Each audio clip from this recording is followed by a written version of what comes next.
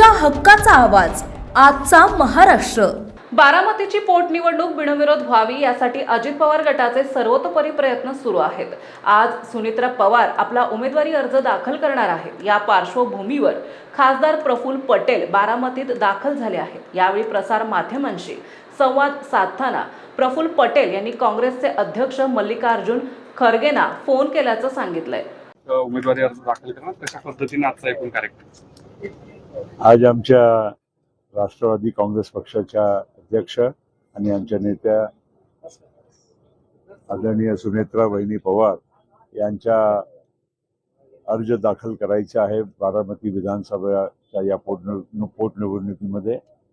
आणि त्याकरिता मी सर्व राष्ट्रवादी काँग्रेस पक्षाचे कार्यकर्ते, सर्व आमदार, खासदार आणि मंत्री आज बारामतीला आम्ही आलेलो आहोत।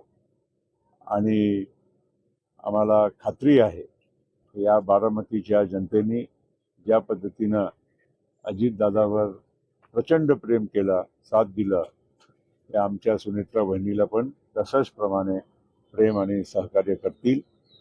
आमची अपेक्षा आहे की इतर पक्षांनी उमेदवार देऊ नये। काहीतरी बातमी आलेली आहे की कोणी अर्ज भरणार आहे, पण तरी देखील आमच्या नेत्या अजितदादांना खरी श्रद्धांजली राहील। लक्ष्मण हाकेंनी काही वेळापूर्वी माघारी घेतलेली आहे। एकंदरीत काँग्रेस निवडणूक लढवण्यावरती ठाम आहे।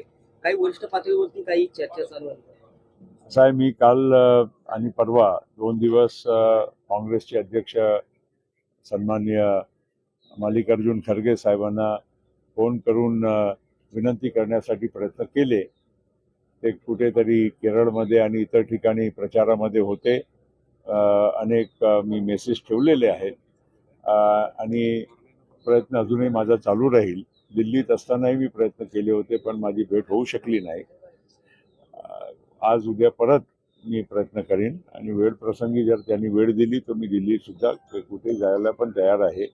आमची तशीच विनंती राहील सगळ्यांना। दादा शेवटी ते महाराष्ट्राचे नेते होते, जनतेचे नेते होते, फक्त एक ठराविक पक्षाचेच नेते नव्हते।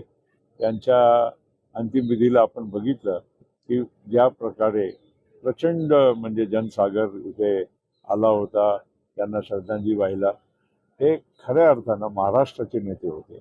आणि त्यामुळे त्यांना या पक्ष या राष्ट्रवादीच्या त्या छोट्याशा दायऱ्यामध्ये न बघता आमच्या सुनेत्र वहिनीला पण त्याच प्रकारे सगळ्यांनी बघितलं आणि निवडून दिलं, बिनविरोध निवडून दिलं, तर हेच दादाला खरी श्रद्धांजली राहील। दुसरं महत्वाचं मराठीमध्ये काही विरोधाचे बॅनर लागले होते तुमच्या आणि असं आहे, मी माझ्या स्वभाव महाराष्ट्राला माहीत आहे, तुम्हाला सगळ्यांना माहीत आहे। मी कधीही अशा कुठल्याही गोष्टीच्यावर मी प्रतिक्रिया माझी देत नसते।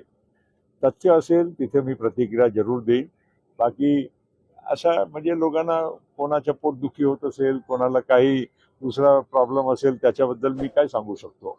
मला वाटते काल जय पवारांनी ज्या पद्धतीने इथे लोकांना सांगितलं आमच्या कार्यक्रम, मला माहीत नव्हतं, पण व्हिडिओ माझ्याकडे कोणी पाठवलं, तेच खरं उत्तर आहे।